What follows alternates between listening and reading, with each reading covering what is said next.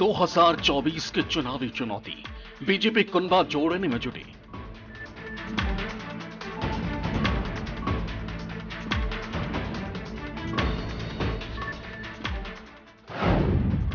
NDA में घर वापसी की तैयारी, विपक्ष पर कितनी पड़ेगी भारी।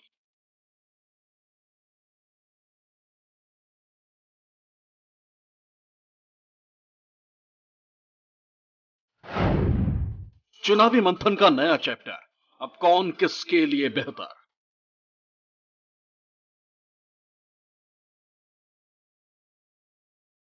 चुनावी मौसम अब शुरू हो चुका है।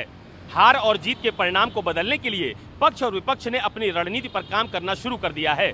हिमाचल और कर्नाटक का चुनाव हारने के बाद बीजेपी साल 2024 का चुनाव जीतने के लिए अपने बिखरे हुए कुनबे यानी एनडीए को एकजुट और मजबूत करने की कवायद पर काम भी कर रही है।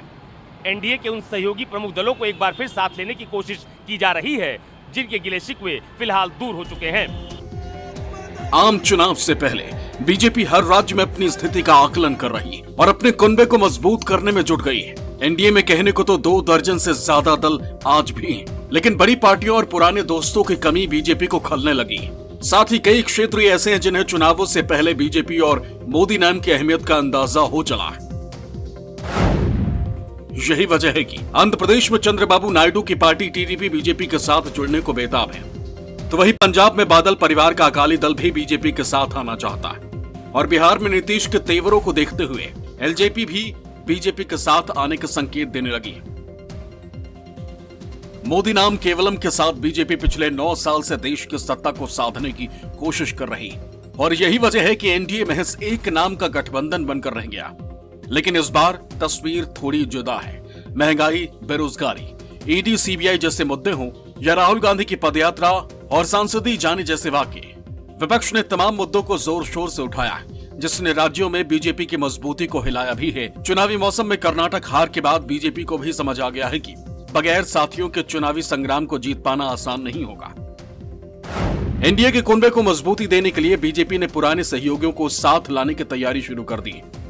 नई दिल्ली में तेलुगु देशम पार्टी प्रमुख चंद्रबाबू नायडू के केंद्रीय गृह मंत्री अमित शाह के साथ बैठक भी कुछ इसी तरह की कोशिश बताई जा रही। इस मुलाकात से दोनों दलों के अपने गठबंधन को दोबारा जीवित करने की अटकलें तेज हो गईं। आंध्र प्रदेश के पूर्व मुख्यमंत्री इस साल के अंत में होने वाले तेलंगाना विधानसभा चुनावों और आंध्र प्रदेश में अगले साल होने वाले विधानसभा और लोकसभा चुनावों के लिए बीजेपी के साथ गठबंधन करने के इच्छुक हैं। आपको बता दें कि 2018 के बाद से नायडू के अमित शाह के साथ ये पहली मुलाकात थी। अकाली दल के संरक्षक प्रकाश सिंह बादल के निधन पर श्रद्धांजलि देने के लिए पीएम मोदी की हाल की चंडीगढ़ यात्रा भी इसी वजह से चर्चा का विषय बनी हुई है। बीजेपी अध्यक्ष जेपी नड्डा और अमित शाह ने कई मौकों पर बादल परिवार के गांव का दौरा किया। ये तमाम बातें स्पष्ट रूप से अपने पुराने सहयोगियों के करीब आने के प्रयासों का संकेत देती। वहीं हरियाणा में जेजेपी की खट्टर सरकार से नाराजगी भी बीजेपी के लिए टेंशन की वजह बनी हुई है।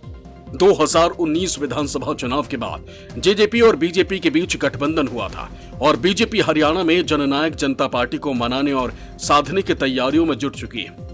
कर्नाटक में जीत के बाद से कांग्रेस का जोश हाई है। उस पर नीतीश कुमार की विपक्षी महागठबंधन बनाने की रणनीति ने भी बीजेपी को अपनी रणनीति बदलने और चुनावी संग्राम से पहले अपनी ताकत को बढ़ाने पर मजबूर किया। उत्तर प्रदेश, मध्य प्रदेश, छत्तीसगढ़, गुजरात, राजस्थान जैसे राज्यों में या तो बीजेपी का अपना वर्चस्व है या फिर बीजेपी का सीधा मुकाबला विपक्षी पार्टियों से। लेकिन कई राज्यों में लोकसभा चुनाव की बाजी मारने के लिए बीजेपी को साथियों की जरूरत महसूस हो रही। आंकड़ों पर गौर करें तो कर्नाटक में विधानसभा चुनावों में मिली हार से बीजेपी को करारा झटका लगा, लेकिन अब बीजेपी की नजर लोकसभा सीटों पर है। 2019 लोकसभा चुनाव में कर्नाटक में जेडीएस ने 9.67% वोट हासिल किए थे। जेडीएस के साथ आने से बीजेपी को वोक्कालिका बहुल इलाकों में समर्थन मिला था। कर्नाटक में बीजेपी को उम्मीद है कि जनता मोदी के नाम पर वोट देगी, फिर भी वो कोई कसर नहीं छोड़ना चाहती। 2014 लोकसभा चुनाव में आंध्र प्रदेश से एनडीए को 42 में 18 सीटें मिली थी। तब टीडीपी को 15 और बीजेपी को 3 लोकसभा सीटें मिली थी।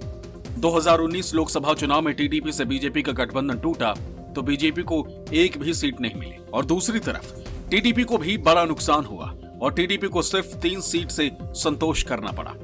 बिहार में बीजेपी से नीतीश कुमार के अलग होने और नीतीश के बागी तेवरों ने बीजेपी की टेंशन बढ़ाई है। पिछले दोनों लोकसभा चुनावों में बीजेपी का एलजेपी से मजबूत गठबंधन था। 2014 और 2019 दोनों चुनावों में एलजेपी ने 6-6 लोकसभा सीटें जीती हैं। लेकिन अब जेडीयू के अलग होने के बाद बीजेपी को स्थानीय नेताओं के सहयोग की जरूरत महसूस होने लगी। पंजाब में आपके एंट्री के बाद बीजेपी और अकाली दल को एक दूसरे के साथ की जरूरत है। 2014 में अकाली दल और बीजेपी ने 5 लोकसभा सीटें जीती थी। 2019 में दोनों ने मिलकर 3 सीटें जीती थी और पंजाब में बीजेपी का बड़ा जनाधार नहीं है। 1998 में एनडीए का गठन कर बीजेपी केंद्र की सत्ता में लौटी थी। हालांकि 13 महीने बाद सरकार गिर गई। बीजेपी ने एनडीए को और मजबूत किया और 1999 में 24 पार्टियों के सहयोग से एनडीए की सरकार बनाई। 2014 में भी बीजेपी एनडीए बनाकर चुनावी मैदान में उतरी, लेकिन बीजेपी को मिले पूर्ण बहुमत के बाद एनडीए के दलों में उथल पुथल शुरू हो गई। कई दलों ने आरोप खुद की उपेक्षा का भी लगाया। शिवसेना और जेडीयू जैसे पुरानी पार्टियों ने खुद को कमजोर करने का भी आरोप लगाया। इन दलों का आरोप था कि बीजेपी राज्य में अपना जनाधार बढ़ाने के लिए पीछे से खेल करती है। इतना ही नहीं, गोरखा जनमुक्ति मोर्चा ने बीजेपी पर लोगों के साथ विश्वासघात करने का आरोप भी लगाया। शिरोमणि अकाली दल और राष्ट्रीय लोकतांत्रिक पार्टी ने कृषि बिल के खिलाफ सरकार का साथ छोड़ दिया। इन दलों को कहना था कि बिल बनाने से पहले सहयोगी दलों से चर्चा नहीं की गई। 2019 के बाद तो एनडीए में भगदड़ से मच गई। पीएमके को छोड़ दिया जाए तो 1998 में सहयोगी रहे एक भी दल अब एनडीए का हिस्सा नहीं है। आंकड़ों पर गौर करें तो 2014 में बीजेपी के साथ जहां 29 दल साथ थे, वहीं 2019 में 18 दलों का साथ था। हालांकि 1998 की तुलना में एनडीए का जनाधार जरूर बढ़ा। खुद बीजेपी 10 राज्यों की सत्ता पर काबिज है। 6 राज्यों में सहयोग से सरकार चला रही, लेकिन फिर भी बदलती परिस्थितियों में बीजेपी को एनडीए की जरूरत महसूस होने लगी है। 2024 के लोकसभा चुनाव के मद्देनजर भारतीय जनता पार्टी क्षेत्रीय दलों का सहयोग लेने की कोशिश कर रही है। खास तौर पे जिस तरह से तेलुगु देशम पार्टी के प्रमुख दिल्ली में आकर भारतीय जनता पार्टी के नेताओं से मिले, इसी तरह अन्य पार्टियों के नेता भी भारतीय जनता पार्टी के साथ अपना संकेत दे रहे हैं। खास तौर पे पंजाब में अकाली दल। तो ये अभी नहीं मान सकते हैं कि एनडीए 2024 के लोकसभा चुनाव में कोई कमजोर पड़ेगा। मोदी सरकार के बनने के बाद से ही एनडीए में कोऑर्डिनेशन कमेटी बनाने की मांगें उठती रही हैं, लेकिन 9 साल बीत जाने के बाद भी इस मांग को पूरा नहीं किया जा सका है। गठबंधन में संयोजक का पद काफी महत्वपूर्ण होता है, लेकिन यह पद भी अभी तक खाली है। केसी त्यागी जनता दल यूनाइटेड के सलाहकार हैं, लेकिन जब वो एनडीए गठबंधन में थे तो उन्होंने भी कोऑर्डिनेशन कमेटी बनाने की मांग की थी। जानकार बताते हैं कि जब अटल बिहारी वाजपेयी की सरकार थी तो जॉर्ज फर्नांडिस सभी मुद्दों पर नेताओं की राय रखते थे और किसी भी विवाद के होने की स्थिति में तुरंत बैठक कर उस समस्या का निदान निकाल लेते थे। लेकिन पिछले कुछ वर्षों से एनडीए के अंदर यह सब कुछ नहीं देखा जा रहा है। पिछले 9 सालों में एनडीए तो कमजोर हुआ ही है, साथ ही साथ राज्य दर राज्य राजनीतिक समीकरण भी तेजी से बदले। बीजेपी पुराने साथियों को साइडलाइन करके राज्यों में मजबूत होने वाली पार्टियों की तरफ भी झुकी। महाराष्ट्र और बिहार जैसे राज्यों में बीजेपी की सहयोगी पार्टियों में दरार आई। ऐसे में एक बार फिर अपने पुराने कुनबे को मजबूत करने की कोशिश बीजेपी के लिए इतनी आसान भी नहीं।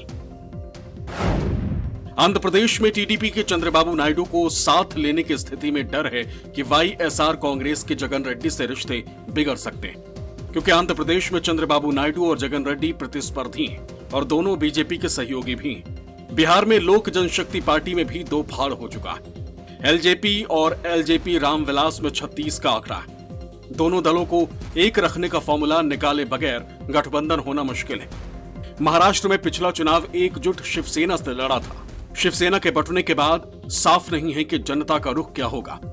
वहीं हरियाणा की खट्टर सरकार में डिप्टी सीएम दुष्यंत चौटाला हाल में तल्ख बयान दे चुके हैं। आने वाले दिनों में जिस तरह से भारतीय जनता पार्टी राज्यों में बातचीत कर रही है, खास तौर पे पंजाब में अकाली दल बीजेपी के नज़दीक आने के फिर से संकेत दे रहा है, उसी तरह 2014 में आंध्र प्रदेश में मिलकर चुनाव लड़ने वाला टीडीपी भी बीजेपी के साथ आने के लिए बातचीत कर रहा है। पार्टी में बंटवारे के बाद जेजेपी के नेता भी अपने दम पर हरियाणा में कुछ कारगर होंगे, ये नहीं दिखाई देता। इसी तरह से 2024 के जब लोकसभा चुनाव आते आते और भी कुछ नए छोटे दल एनडीए में शामिल हो सकते हैं। गठबंधन को मजबूत करने जोर आजमाइश सिर्फ सत्ता पक्ष की तरफ से नहीं हो रही, बल्कि नीतीश कुमार की अगुवाई में विपक्षी एकजुटता की सुगबुगाहट भी तेज हो चुकी है। बीजेपी से नाता तोड़कर नीतीश कुमार ने बीजेपी को सत्ता से उखाड़ फेंकने की कसम तो खा ली है, लेकिन नीतीश कुमार को भी ये बात अच्छे से मालूम है कि प्रधानमंत्री नरेंद्र मोदी के चेहरे और फैसलों की फहरिस्त से टक्कर लेना आसान नहीं। उस पर कर्नाटक जीतकर कांग्रेस के हौसले 7वें आसमान पर हैं। एक तरफ कांग्रेस को एकला चलो का फॉर्मूला सुहाने लगा है, तो दूसरी तरफ विपक्षी एकजुटता में कांग्रेस को लीडरशिप से कम कुछ भी मंजूर नहीं। यही वजह है कि नीतीश कुमार के हाथ से कभी कांग्रेस की डोर छूट रही है, तो कभी ममता और केजरीवाल छिटके जा रहे हैं। विपक्षी एकता की कवायद को धार देने के लिए नीतीश कुमार ने एक और तारीख का ऐलान किया। सभी विपक्षी दलों से मंजूरी मिलने के बाद 23 जून 2023 की तारीख बैठक के लिए तय की गई। बैठक को अखिलेश यादव, राहुल गांधी समेत तमाम विपक्षी दल के नेताओं की मंजूरी मिल गई। 12 जून 2023 को विपक्षी दलों की बैठक को टालने के पीछे कांग्रेस नेता राहुल गांधी का बैठक में शामिल न होना बताया जा रहा था।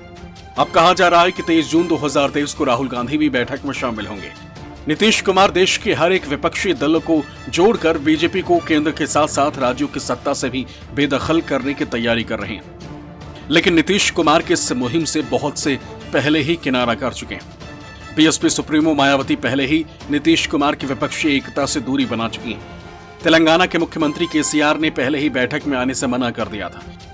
उड़ीसा के सीएम नवीन पटनायक ने नीतीश कुमार से मुलाकात के बाद ही अपना स्टैंड साफ कर दिया था कि वो किसी भी विपक्षी एकता में शिरकत नहीं करेंगे। वहीं आंध्र प्रदेश के मुख्यमंत्री जगन मोहन रेड्डी खुद को किसी भी गठबंधन के साथ खड़ा नहीं करना चाहते। जेडीएस नेता कुमारस्वामी भी विपक्षी एकता से दूरी बनाए हुए हैं। नीतीश कुमार के नेतृत्व में कोई भी गठबंधन बनता हुआ दिखाई नहीं दे रहा। अगर बनता भी है तो वो गठबंधन का एक राज्य के अलावा दूसरा राज्य में असर नहीं है। अगर हम मान भी लें कि नीतीश कुमार, ममता बनर्जी, तेलंगाना के मुख्यमंत्री, दिल्ली के मुख्यमंत्री बीजेपी के खिलाफ मोर्चा बना भी लें, तो बाकी राज्यों में किसी पार्टी की ताकत नहीं है। और बीजेपी के खिलाफ जो भी मोर्चा बनेगा वो कांग्रेस की अगुवाई में ही ज्यादा मजबूत बन सकता है। कर्नाटक की जीत से उत्साहित कांग्रेस 2024 को लेकर उतावली हो चली। तभी तो केंद्र के अध्यादेश के खिलाफ आपके समर्थन पर खामोश कांग्रेस ने न सिर्फ केजरीवाल की मौजूदगी वाली मीटिंग का न्योता कबूल किया, बल्कि बैठक में राहुल गांधी और मल्लिकार्जुन खड़गे की मौजूदगी पर भी रजामंदी की मुहर लगा दी। हालांकि कभी ममता बनर्जी की तरह तीसरे मोर्चे का राग अलापने वाले के चंद्रशेखर राव की शिरकत पर सस्पेंस अब भी कायम है, लेकिन नीतीश के निमंत्रण पर 15 दलों के नेताओं की बैठक ने बीजेपी को बेचैन कर दिया। और यही वो बड़ी वजह भी है जिसने बीजेपी को अपने गठबंधन की तरफ ध्यान देने को मजबूर किया। Bureau report, news 24।